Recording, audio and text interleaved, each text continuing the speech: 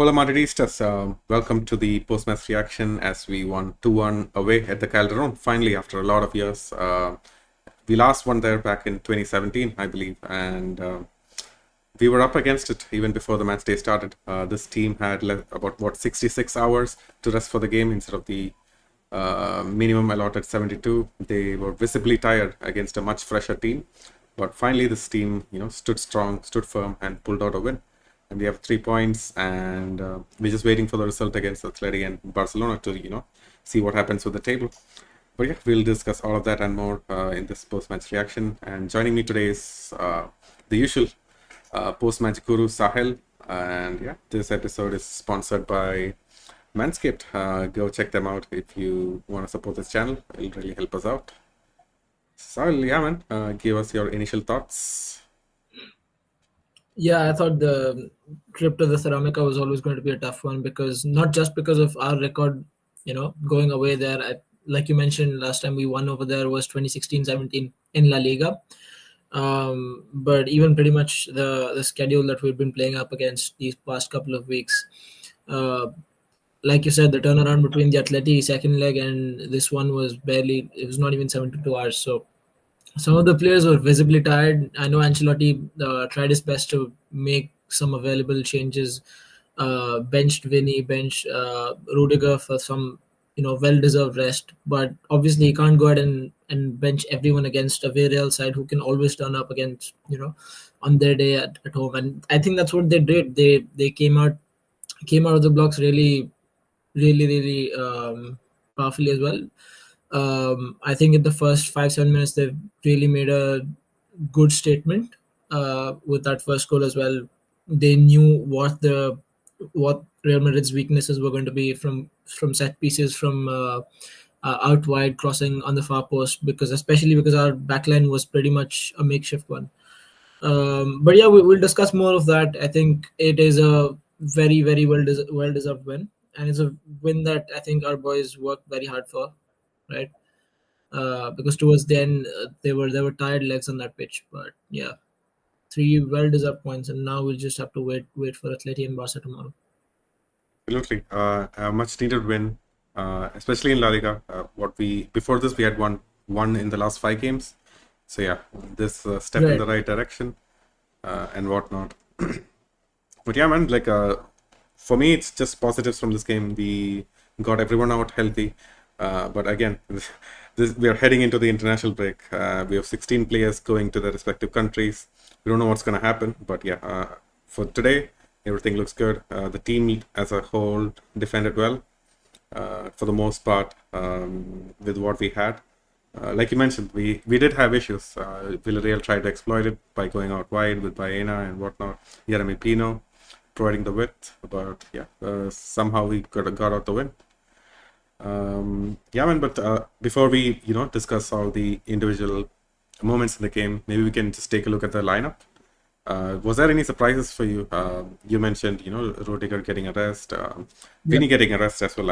I honestly thought it might be Rodrigo who might have been subbed off because, he put in quite a shift against Atletico. And he's the one who's responsible for tracking back mostly and whatnot. So were you surprised at the Vinny exclusion?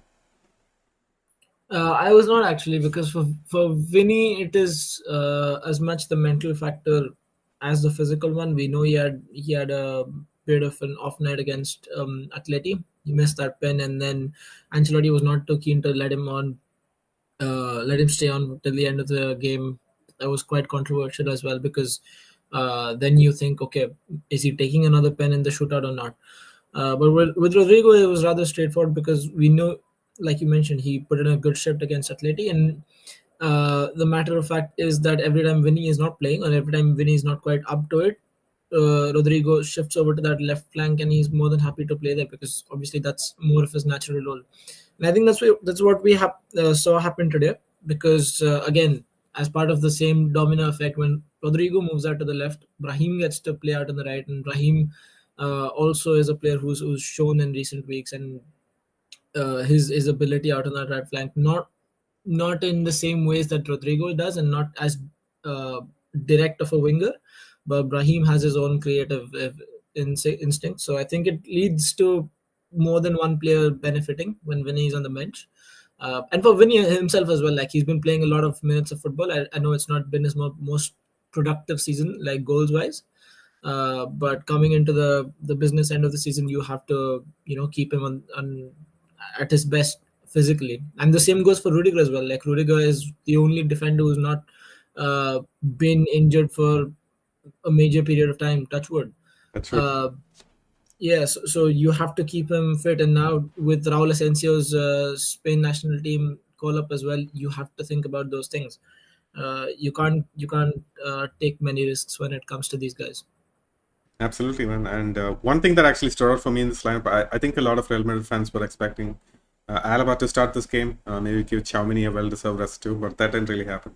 Do you think that was mainly because of the pace that Villarreal had, or uh, Yeah, what? that could have been. I could have had to do something with it because we know Alaba likes to play on the left side of central defense, and these guys Villarreal had runners on the right side, especially Juan Foyth, who likes to run up and down that wing. Maybe it was just a matter of Alaba not being up to pace just yet, and that's certainly an indication of the fact that he's not anywhere near as match fit as we think he is right now to start these big games. He might start a game against a bottom 10 side or something like that, uh, but definitely for now Ancelotti's trust lies in Raul Asensio's shoulders. Absolutely. And do you think he's actually going to start in the Spain game once he gets a call up, Raul Asensio? I think he could because Spain, of all national teams, is the one national side who you associate with youth and youthful exuberance. So every time one of their youngsters gets a call up, it's not just a fill in. It's not just a matter of keeping them on the bench to get the numbers up. We've seen many exceptional stories in the past, and most of them come down from the Spanish national team. Uh, Definitely, if he was Italian or German, it would have taken a lot more time for him to really get that first cap. But I think Asensio, with how well he's doing in recent months at Real Madrid, with high praise as well from De La Fuente uh, and many other young prospects to follow in the path of, especially from Football Club Barcelona, the Kubarsis, the Yamas. So many people have started for Spain in recent years. So I don't think I'll be surprised. Yeah. I think Asensio is at a point where, he's pretty much going to get opportunities everywhere he goes from now until unless he has like a complete change in his luck or his form. So yeah, good luck to him, and hopefully we actually see the He's very Ramos. reliable, Jacob. Yeah, he's very reliable. Hopefully we see the Ramos region we Yeah, were promised. we haven't quite seen as many cracks in his game, as many flaws in his technique. He's very composed on the ball. He goes into a slide tackle as good as anybody in the league. So I don't think there's any reason to not play him at this moment in time. It's just maybe his aerial ability is a bit questionable, but that's something that can be worked on. Absolutely. Yeah, man. I guess we can discuss the moments of the first half. Villarreal really Yeah, started sure. off strong. Obviously, they threatened before with whose shot was it? Ayoze Perez earlier on. Yeah, there was one from Ayoze Perez, and then later on there was a really good one from Nicolas Pepe as well. Yeah, right on. The one that Courtois saved. And Courtois was busy in that first half, bro. Because Villarreal came down rushing at our goal, and he knew that his centre backs are not going to protect him as well as uh, how they do when Rudiger is on the pitch. Because I know Asensio is good, but he does not have the kind of support when Chouameni is playing, and there's a big gap in between them. And I think Ayoze Perez and these guys were up there for it. Later, even Barry, the striker that they put on the second half, he could have caused a lot more problems. I think it was a matter of the finishing touch for Villarreal because they created quite a few chances even in the first half. But yeah, Courtois again came up big for us after that massive performance against Atleti. Absolutely, man. And talk to us about the corner. For me, I don't know if we could have really prevented it. It just this trend that has been going on for the last few years. We just don't defend corners that well. Do you think it was just an individual error, or just a systemic thing that No, we have going on? it's been happening way too often now for it to just be a one-off thing or for it to be an individual error. It has to be something that's to do with the way defensive set pieces are being coached in and around these players. Uh, we know zonal marking has not always been the most efficient way to go about things, especially in a team where you don't have much aerial presence, especially in a team where your biggest aerial presence is not even on the pitch. So there are cracks that start to show when really well drilled sides put in balls against us, and luckily for Villarreal, it only took a few minutes to for it to work out. And I know Thibaut Courtois played exceptionally well, but there was little he could have done with his positioning and with his reflexes because that was extremely close range. But apart from that, yeah, it is a bit of a, a marking issue, or would you say, there's always confusion with who's marking who, and someone odd always gets away, and I don't get how the coaching staff has not yet found a solution to it. But it's definitely something that's more complex than what meets the eye, right? Coaching set pieces, you would think that it's straightforward, but also in a way that it disrupts your momentum if one person loses his man, right? Then it becomes a chain effect. Yeah. But yeah, and then plus the added sort of, okay, what if there's there's a loose ball or there's a deflection, but these are things that you have to sort out, and it's been going on for way too long, and every time it happens, it just pisses me off because that's a very frustrating way to concede a goal, don't you think, Jacob, especially that early in the game? Yeah, I mean, it doesn't help that this is a team, a Real Madrid team that does not have a lot of height. Um, Yeah. yeah, and doesn't have a lot of physicality in terms of pushing around players. So yeah, we were always up against it, but Carlo just doesn't bother, or the team just doesn't bother. Apart from just having a basic zonal marking system, we've seen in previous years someone like Rahim marking the team striker, Rodrigo marking their tallest man. Modric, yeah. Yeah, absolutely crazy stuff. But yeah, we've been used to it, and sometimes we do get punished. But Yeah. I'm just glad, we could have a really fast reaction. The players were really on it. Basically, like a single man on his own decided, hey, I actually need to go out and perform, need to score so I can get my team back on track. Talk to us about Mbappe, man. True. Yeah, I share the same sentiment about Mbappe. It definitely feels like when Vinicius is not on the pitch, he has more of an authority over the team and how the attacking play goes through. Tonight was very fluid because Villarreal left spaces in behind. I know they played exceptionally well going forward and they were expansive in their own right, but on the counter attack, it just gave license for Mbappe, Ibrahim, and Rodrigo to run riot against their fullbacks. And that's exactly what they did, man, because our link-up play tonight was exceptional, and Kylian Mbappe seemed to be at the center of it all. And he got two goals in very quick succession, I believe 5 or 6 minutes between the two. Yeah. And at that point in time, with his confidence, it looked like he was going to go on to score another hat trick, but it was not meant to be because Arda did not want to cut back later in the game. But yeah, we'll speak about that. But yeah, Mbappe's confidence is growing high right now.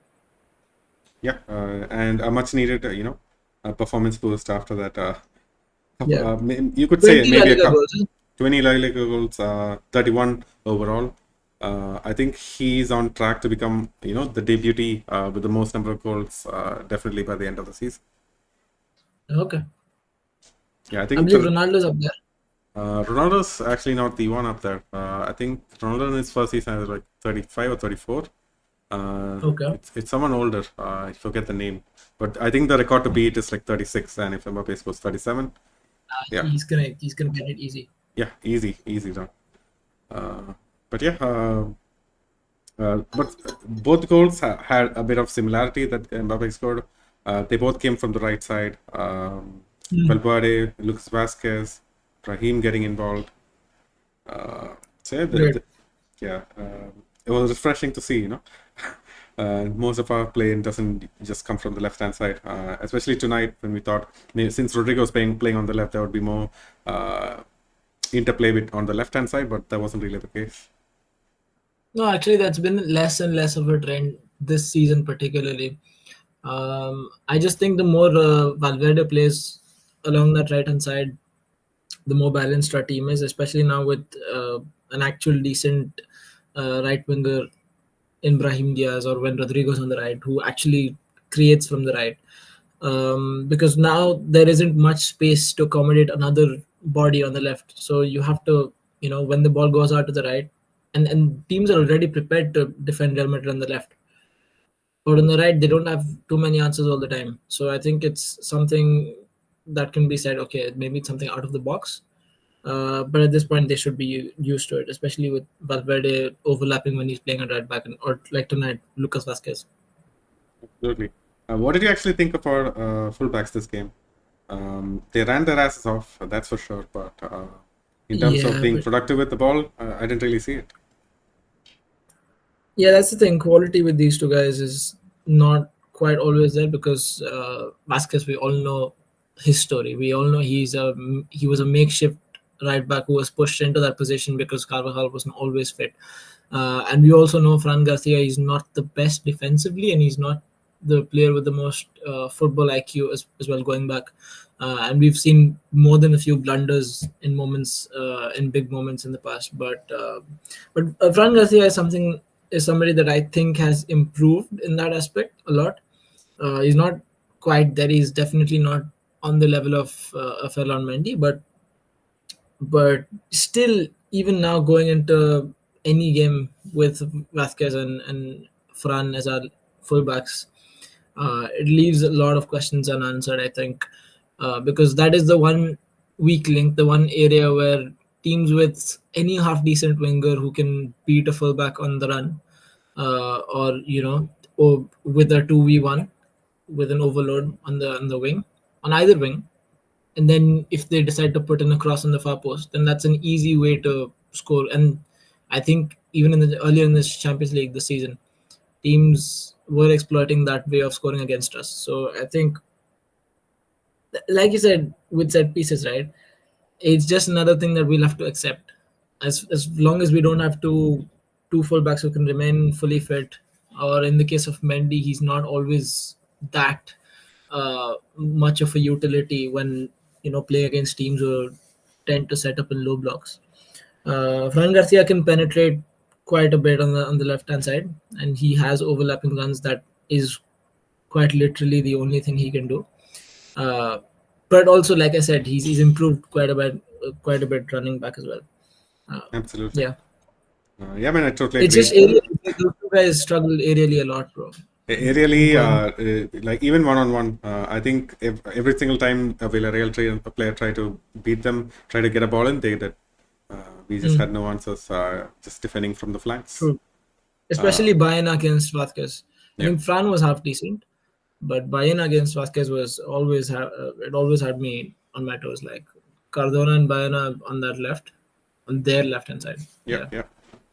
That's a good left hand side. Yeah, it's understandable that Vasquez doesn't have the best of games there. I'll read a couple of the comments before we talk about some of the other performances. Sure. Ashik is there in the comments. He says the international break couldn't come any sooner. Yeah, we needed a break mentally, physically. The other thing is Ceballos actually going to be back after the international break, or is he still out for maybe a couple of games? And I think today was one of those games where you desperately needed somebody to circulate possession, to be there from the offset, right?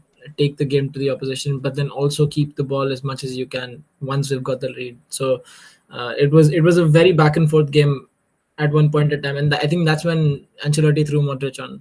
So Ceballos coming back would be a big positive, as well as the others around him being physically and mentally rejuvenated. Obviously, the players who go away with the national teams will have some more minutes under their belts, but hopefully not too significant. Yeah, hopefully, but I don't know. All of these players, they're definitely going to start if they go to the national teams. So yeah, let's see. Moon What is 2000. it? Friendlies or I'm not keeping up with international. Sorry. I honestly don't know. I think it's just friendlies and there's no qualifiers happening. That's for sure. Yeah. Moon 2002 is in the comments. He says, "This laborers works from our players. This laborious work from our players are because of injury. The reason is Carlo, not Pintus. We need a controller midfielder ASAP who can keep the ball." Yeah, we covered this, but I mean, does Carlo really have a lot of options, especially for games like these? I don't think so. Not really. Yeah. Yeah, it's not really anyone's fault. It's just the schedule fucking us around, La Liga fucking us around, the board fucking us around. We just don't have bodies in there, man, to actually stay fresh for every Yeah. single game. At the start of the season, we were actually, you know, we were actually so proud of the depth that our midfield has. But look at us now. Yeah, One midfielder is playing right back, one is playing centre back, another one is injured, and suddenly we're bleak in that department. So yeah. Once you lose like three of your starting centre backs or your full backs, you're done.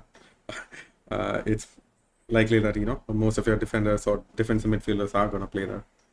true, Yeah. true. And I think today, yeah, three academy players on the bench. So we don't even have enough senior players to fill out the bench at the moment. There you go. This is something. Okay, the next comment is something that I saw echoed in multiple platforms, Reddit and Twitter as well. I'll read out the comment. He says, Moon says, Vinny can't combine with Mbappe. Vinny needs to learn from Rodrigo. So the basic gist was the team plays better without Vinny. Do you actually see that? I think the build-up is definitely more fluid without Vinny. I think there's a lot more link-up play because of the kind of player Rodrigo is. It's not because he shares an exceptional connection with Mbappe. I feel like you put any striker in Mbappe's place, and Rodrigo will find. He is the kind of player who will find a way to play with any other nine because he's just so selfless. Vinny's instincts are different. Vinny likes to run at players. Vinny likes to turn on his afterburners, like we saw multiple times today. He just put the ball past Foyth, and then he didn't even look up to see where Mbappe was, try to put in across. So I think he's more individualistic in that regard, and the same goes for Vinny as well. You put any other striker in Mbappe's position, and Vinny's still gonna be, he's still gonna try to do his thing. I know Benzema was different because Benzema was that was in a phase of Vinny's career where Benzema was teaching him how to play football, right? Yeah. At Real Madrid.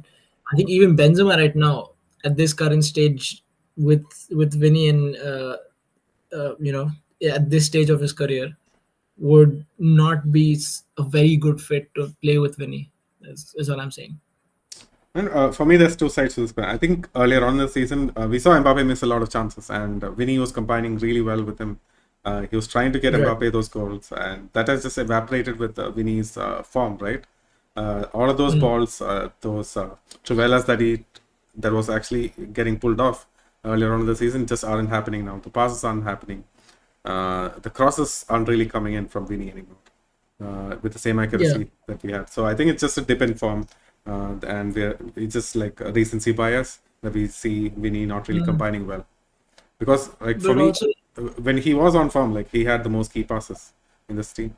right, makes sense. But do you not think that Vinny's creative output going down is a direct result of his goals, his goal tally not being the best this season? Of course, yeah. Like He he's more and feels more desperate to score now. yeah. There's a couple of desperate players in here.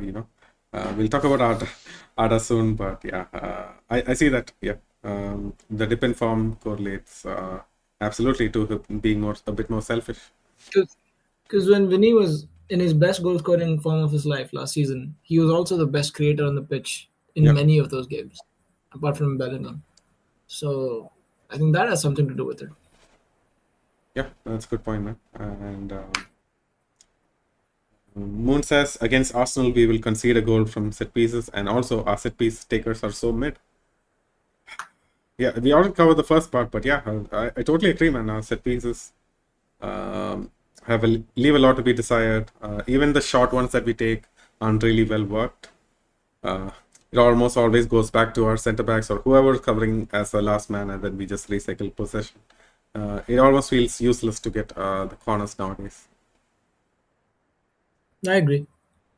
Yeah, I agree. And a lot of them, it's frustrating to see, don't even beat the first man. That's when you know, okay, there's something not right, because these things are not being worked on the on the training ground, yeah. I mean, or maybe they are just not in the right manner. yeah. Once you see Lucas Vasquez's deliveries into the box from corners in like pretty much the Yeah. biggest game of the season so far, that's when things aren't really working Mhm. out. Anthony's in the comments. He says, to be fair, it's a testament to the side's mentality. Given the injuries last season, and now the team keeps picking up points. The football may be terrible, but our grit in tight situations is commendable. 100%, man. Like this whole month, it could have gone to shit. We could have been out of the Champions League. We could have gone out to Real Sociedad in the Copa del Rey. But yeah, it's our grit in recent games that's keeping us going. 100%. Yeah, that is true. Yeah. And Suresh says it's been 2 games in 70 hours. Yeah. It's understandable that we look absolutely gassed and rusty. Even in defense and in attack. Or even Mbappe, someone who supposedly doesn't run a lot during these games, looked absolutely gassed. Yeah, the way Mbappe and Bellingham went to ground, just collapsed in their knees after, right as the full time whistle blew. Yeah. You knew exactly what Uh, was up. Seeing that And I feel like, Kamavinga and Fran as well, they went to ground. yeah, true. If the scoreline was a bit more comfortable for us, even a 2 goal lead, I think he would have taken them off. But he just needed a reason to keep pushing. But at that point, Mbappe was also in for his hat trick, so I don't think he would have wanted to come out. But Yeah. Bellingham certainly, yeah. Yeah. I think it's a good time to talk about Kamavinga, man. He put up all-time numbers, the best in terms of recoveries, interceptions, tackles on the pitch tonight. He's been having an upshift in form. A lot of people wanted him sold in the summer. Just looking at his last maybe 10 games. But yeah, he looks up for it. Like, what do you think has really changed? Is it just the confidence level getting boosted after that good athletic performance? No, actually, I just think it's a matter of continuity. I know it's a very boring answer, but as soon as Tobias was out of the team, he had that opening to come and play more games in midfield. And I think for a player like Kamavinga, who's prone to putting in very unnecessary challenges, sometimes he can be quite raw with the kind of tackles he makes. Uh, you need continuity, right? A central defensive midfielder who's very proactive on the ball, off the ball. You need him to play games. You can't just bring him off the bench every other game and then expect him to perform out of his mind. He has done it in the past, but his physical levels at one point of the season, and even where he was, I think, when Ceballos was actually in his best form, Camavinga was quite struggling for form. I think he gave away one very crucial penalty. I was either against Atleti, I'm not sure. But yeah, Wasn't it against City? Yeah, yeah, I think so. Chouameni was against Atleti, sorry. oh, So yeah, and also speaking of Chouameni went back to centre back even for tonight's match and a couple games in between. So I think Kamavinga is doing well right now to fill in gaps here and there. And obviously his game, I don't think anything has changed. He's the same Kamavinga as before, and what we saw at his best is just his levels have gone back to where they were. So that's always great to see. But yeah, continuity is your answer. yeah, I totally agree, man. Like, for me, it's just his lack of focus in the last 10 games that has been like quite shocking. Him blindly going into tackles, not really looking up when passing, uh, dangerous plays, just around the box. But yeah, when he's focused, he's pretty much one of our best midfielders, Yeah. undroppable. But look, Jacob, another thing also is I'm not very surprised that anybody and everybody in that midfield looks extra,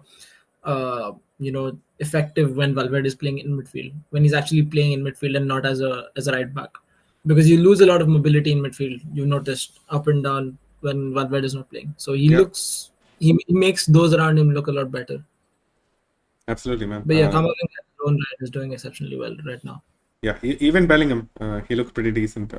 He wasn't the only man in midfield, trying to track back. Just having Valverde there gave him a lot more freedom. So he had Yeah. maybe a better game than we saw in the last couple of games.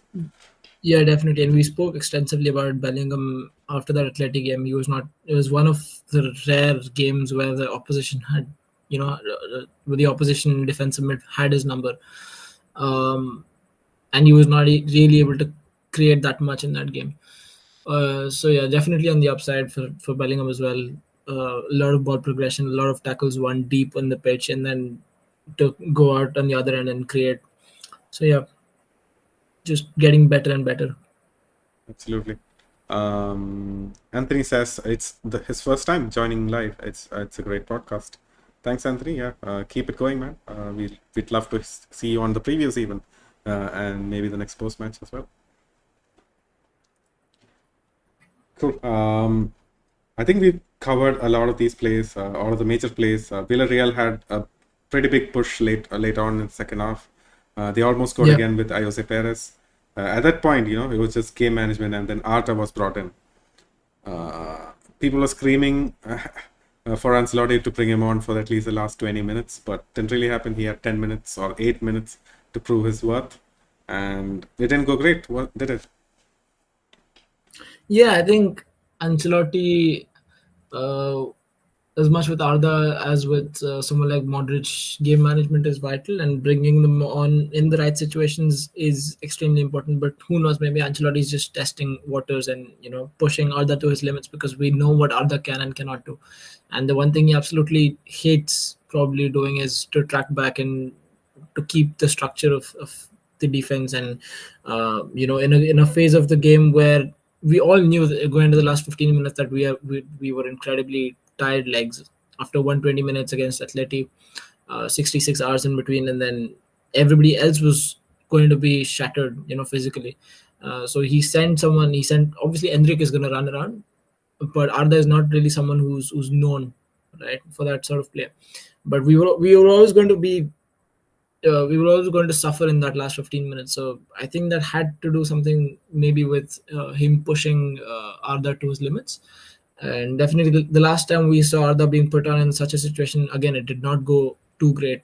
Leganes, I believe, and that was the one game where uh, after which a lot of people speculate that Ancelotti's trust in Arda has really gone down, and I think the minutes are there to show for that. But yeah, even his decision making a bit rash with the lack of a cutback, I should say, for Mbappe. And not just the cutback, just his timing in releasing the ball, playing a bit more risky passes. He just looked like he wanted that assist, or he wanted that goal to actually earn back that trust. But Absolutely. you just have to take better decisions. Even if you're brought on, you have to like respect the team situation first before you actually put in stuff for your own highlight reel. Yeah. Yeah, and I think he's young, bro. I think Ancelotti understands as much as anybody. I don't think one Leganes performance or one performance here and there is going to really offset his his trajectory as a footballer at Real Madrid. But definitely, the talks of a loan move in the summer have been going around for quite a bit. So we'll see what happens and what develops. I don't think Arda is completely satisfied with his role at the club right now, and maybe it's justified, maybe it's not. But yeah, that's another topic for another day. Pretty much. And Sunit says Mbappe has surely emerged as our biggest game changer in 2025. I think a lot of credit has to go to Rodrigo as well. Like he's probably the best out of the front three. Hmm. Bellingham hasn't really put in a shift. Valverde has been really massive. Ceballos went off injured. Yeah, 2025, a few standouts there, but yeah, Mbappe surely up there, man. I think it's his 11th or 12th man of the match performance. The closest other player is Vinicius with like 6. So yeah, he's been crucial, especially in 2025. Yeah, truly, and the numbers are obviously there to show with Mbappe, but with someone like Rodrigo, the numbers don't always show how good and how vital he's been for the team. So, like we mentioned, the link up and the connections that were there between attack and midfield were purely because of how Bellingham and Rodrigo were progressing the ball and running at Villarreal defenders directly. Uh, I still think Rodrigo's finishing touch can be worked on a lot more, and he isn't quite as confident as he used to be in taking that final shot. Uh, Maybe he just doesn't put himself into those positions as much anymore. I know it comes off as selfless, but the Rodrigo I knew and the Rodrigo we saw in his first couple of seasons was a much better finisher than this. He was, in fact, we always regarded him as a better finisher than Vinicius in those times. So that's something that I ask more and more of Rodrigo every game. But yeah, setting up Mbappe, Bellingham, and those around him for such goals is always great. 100%. And yeah, I believe we covered most of the talking points for this match. But yeah, the international game break is coming up. 2 weeks of no Real Madrid. Hopefully, we can recover Ceballos. Maybe a bit more slowly, but he's going to be massive if he actually gets to play against Arsenal. Yeah. Yeah, undoubtedly. Actually, even the other players having gotten back some of that energy. But how many games do we have before Arsenal actually Let's take a on the look. other side of the international break? Because that will be important. If we have only 1 or 2 games, then I don't think it's enough for Ceballos to start that game Right. because he's going to be eased back now, and there's no risks. We only have Uh, okay. We have 3 games and we have three three. games. Yeah, including the Okay, Copa let del me. Rey against Sociedad. So I think that might be a crucial game for Ceballos if he does start. I doubt he will start Valencia, but yes, Yeah, we don't going even into know Arsenal. if he's going to start training during this international break. But yeah, let's see. Well, I do Hope. hope so Yeah. because our management team has a knack of pushing players back earlier than their due. They've done Yeah. this with Alaba. They've done this with Rudiger. I don't know if they'll do it with the Cavajal and Militao because those are more crucial injuries. But it's a possibility because Ceballos is only out for 2 weeks, and I think another week and maybe he starts coming back on grass again. But against a side like Arsenal, keeping control of the ball is going to be crucial, and that is precisely what Ceballos brings to the table, right? And we saw this for a good 3 or 4 months this season where he was in the form of his life, Yeah. but he was also not doing anything exceptional when you saw it on the pitch. He was simply filling in the gaps that say a Tony Cruz would have played in last season. So I think that gives us a big boost, especially in terms of keeping the ball like I mentioned, Yeah. and the rest Keeping can the just ball, just the run. tenaciousness. Ceballos Yeah, always leaves his heart out of the pitch. Leaves in that true. foot in for the tackle. Yeah, Wins so many balls. He was crucial against Man City. Yeah. Hopefully he's back soon, man. absolutely. And finally, before we leave, I would like to get your prediction for tomorrow's game. Oh, Atleti Barca. Mm-hmm. I mean, a draw in the ideal world is the best result for us, right? So yeah, a 1-1 would be quite nice. Yeah. Yeah. But Unfortunately, Atleti, if they play the way they play against us, right, across the 2 legs, they might have a chance, but I doubt they will because they always stumble against Barca. They never come out and play with the kind of aggression when they play against Barca for some reason. yeah, we were talking about this in the preview. Atletico, basically, they can potentially lose their whole season in the span of a couple of weeks. If they actually lose, it's pretty much goodbye to the league. If they lose against Barca in the Copa del Rey, it's goodbye to the Copa del Rey. That's it. They're out in all the Right. competitions. And this is an Atleti side that has looked very, very decent. One of the best Yeah. in terms of consistency, almost playing better than us in the Champions League even. But yeah, hopefully, I know both teams can't lose, but yeah, a 1-1 would be ideal. But I honestly think, especially with Barcelona's extra game, day of rest, not having played 120 minutes, it's going to be really Right. tough. Even if they have home advantage, it's going to be really tough for Simeone's team. Right. Cool. That's it for this episode. I believe we covered all the comments. Thanks everyone for tuning in. Anthony, we hope to see you again soon. Sunil and Moon as well. Thanks for hanging out. And all of you, all your platform listeners. So if you have questions, if you have thoughts to share, you can even tune into the post match or leave comments on our Instagram. We'll get to them and make sure we answer them. And we might see some special bonus episodes for this international break. But yeah, let's see. Let's see how that works. And yeah, until next time, folks. Hala Madrid. Hala Madrid. Hola Madridistas, I'm back once again to remind you that if you want to help and support this project of ours, this channel, you can do so by going to manscaped.com, using our code LBR20 to get 20% off and free shipping worldwide. That's our code LBR20 to get 20% off and free shipping. You help us out and you get a cool product. This time I'm here to introduce you guys to the Chairman Pro. It is a trimmer that features two interchangeable blade heads, one called the 4-blade foil, which is to get that super smooth baby skin, and the other one is called the stubble trimmer, for if you want to still have that little bit of stubble but look a bit cleaner and fresher. You can do both with the same trimmer. It also features flex adjust technology. It adjusts it to your face, how you shave. You can also lock it for a full precision. Best thing is waterproof. You can shave yourself in the shower if you want to. It's completely waterproof. It features 75 hours of battery life, so if you're going on some kind of travel, you can charge it beforehand and it will still have enough battery for the trip. Also, if you're going on a trip, you can lock it so that it doesn't turn on as you go. It has an LED. It's a great thing, and especially now that Christmas is coming up, if you want to send it as a gift to your boyfriend, or if you're a man, get it for yourself or your brother, dad. It's a great gift for any man, and this bad boy can even get up to like 5 days of beard, so you don't even need to trim it down before you can fully shave it. This does it for you.